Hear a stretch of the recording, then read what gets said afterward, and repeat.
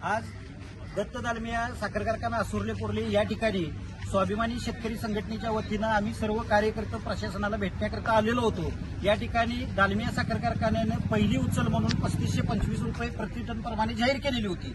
ही उचल संघटनेला अमान्य आहे, कारण दालमियाची एफआरपी 3642 रुपये बसत असताना सुद्धा दालमिया कारखान्यानं या एफआरपी मध्ये तर मोडतोड केलेलीच आहे। त्याचबरोबर ऊस परिषदेमध्ये ठरलेल्या दरामध्ये सुद्धा कोणत्याही प्रकारची त्या ठिकाणी त्या मागणीला सुद्धा केराची टोपली दिलेली आहे। म्हणून आम्ही प्रशासनाकडे एकच मागणी लावून धरलेली होती की एक तर आपण जो दर आज जाहीर केलेला आहे 3525 रुपये, हा जाहीर केलेला दर आम्हाला लेखी स्वरूपात लिहून द्या, किंवा एक रकमी एफआरपी बाबा आमची एवढी एवढी बसती आणि त्या दरावर आम्ही तो दर देऊ, अशी तर मागणी, किंवा एफआरपी प्लस जो मागणी संघटनेची आहे त्या पद्धतीनं आम्ही दराचा विचार करू असं पत्र द्या।